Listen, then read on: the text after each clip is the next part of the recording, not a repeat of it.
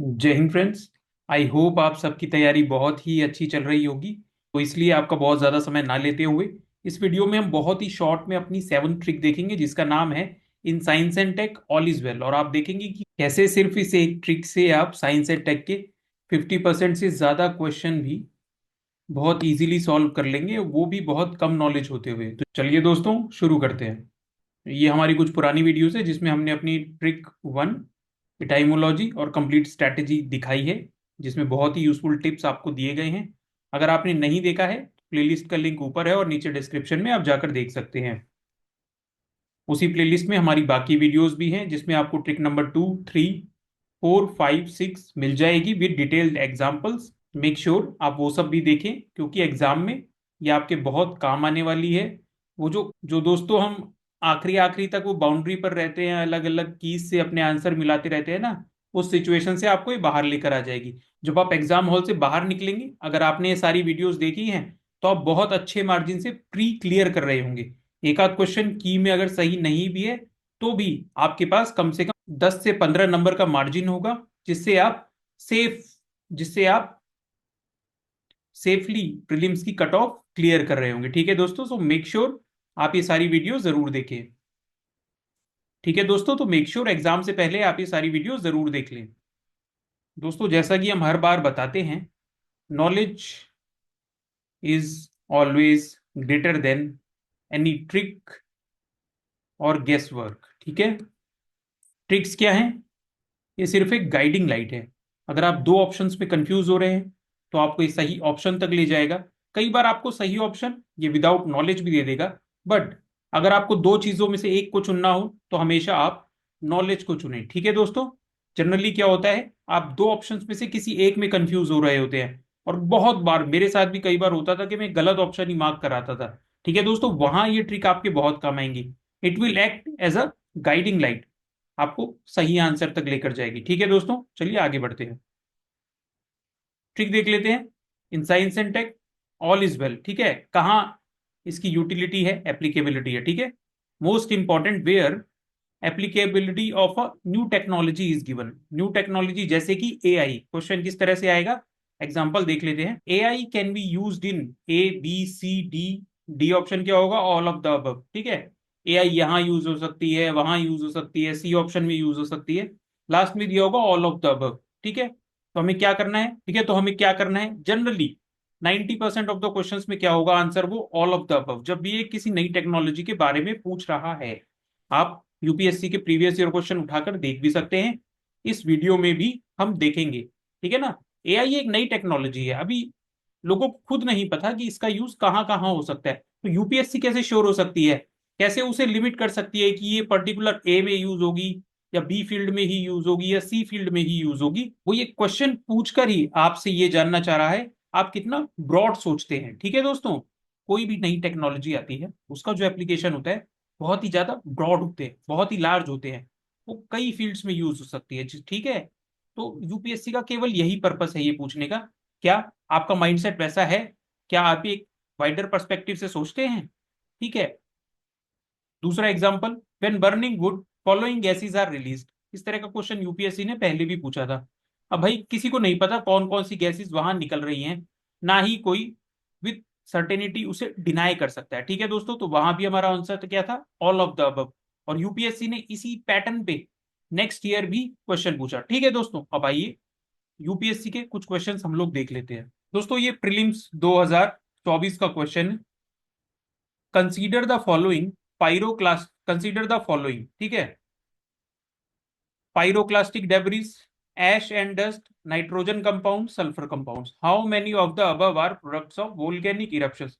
दोस्तों volcano erupt हो रहा है, अब आप सोचिए उसमें क्या क्या प्रोडक्ट्स निकलते हैं, क्या कोई ये सर्टेनिटी के साथ कह सकता है?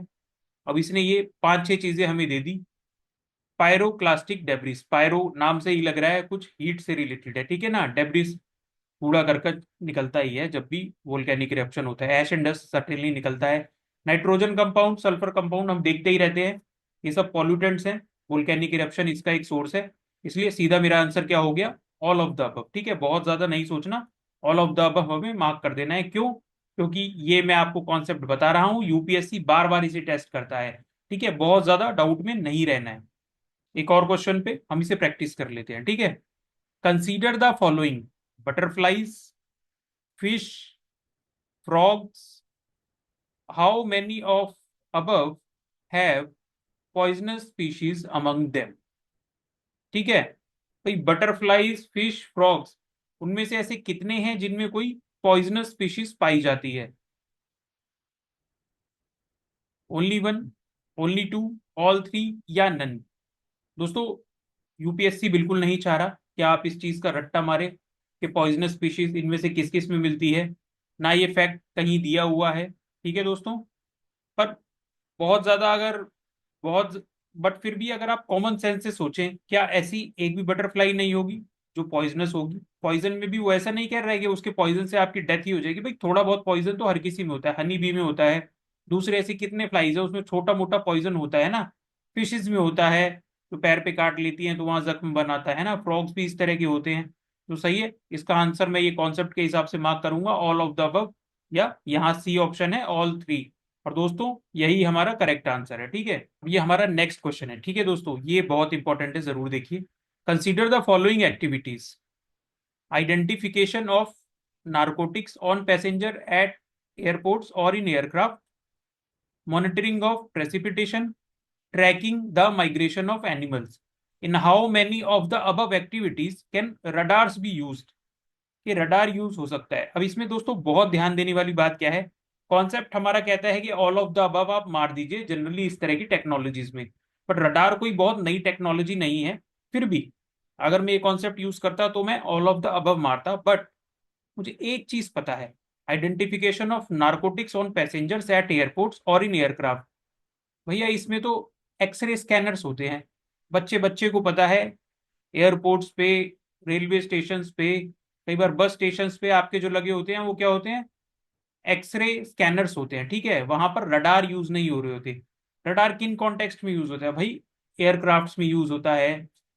हमारे सैटेलाइट्स हैं वो ट्रैकिंग के लिए रडार्स को यूज करते हैं। बट एयरपोर्ट्स पे क्या यूज होता है? एक्सरे यूज होता है, ठीक है, रडार नहीं होता। तो वन ऑप्शन मेरा गलत है, ठीक है। इसका मतलब ऑल थ्री तो नहीं है, ओनली टू। ठीक है दोस्तों, तो बिल्कुल आंख बंद करके हमें ऑल ऑफ द अबव नहीं मार्क कर देना है। थोड़ा सा दिमाग भी लगाना है, अपने आसपास जो कॉमन चीजें हैं उसमें हम क्या ऑब्जर्व करते हैं वो भी सोचना है, ठीक है। तो ये क्वेश्चन है, देखते हैं। Consider the following materials: agricultural residues, corn grain, waste water treatment sludge, wood mill waste. Which of the following can be used as feedstock for producing sustainable aviation fuel? दोस्तों, बहुत ही कम लोग होंगे जिन्हें पता होगा कि इनमें से सस्टेनेबल एविएशन फ्यूल को किस किस चीज से बनाया जा सकता है। बट हमें ये पता है भाई कॉर्न ग्रेन से फ्यूल बन रहा है। वेस्ट वाटर ट्रीटमेंट स्लज, इसको यूज तो कहीं ना कहीं किया जा सकता होगा, कोई इसे डिनाई भी नहीं कर सकता, इसमें बहुत सारे हैवी मिनरल्स होते हैं। एग्रीकल्चरल रेसिड्यूज, इथेनॉल फ्यूल के लिए यूज हो रहा है। वुड मिल वेस्ट है ना, ये भी कुछ कुछ एग्रीकल्चरल वेस्ट जैसा ही है, बट मिल का वेस्ट है, ठीक है ना। तो वुड स्टॉक वगैरह से हम लोग फ्यूल्स बना रहे हैं। तो सही आंसर क्या होगा? ऑल ऑफ द अबव, या in this case C, one two three and four, ठीक है। तो ये मेरा सही आंसर हो गया, C, which is one two three and four. दोस्तों, ये भी यूपीएससी प्रीलिम का ही एक क्वेश्चन है, आप इसे ट्राई कर सकते हैं। सही आंसर आपको हमारे टेलीग्राम चैनल पर मिल जाएगा।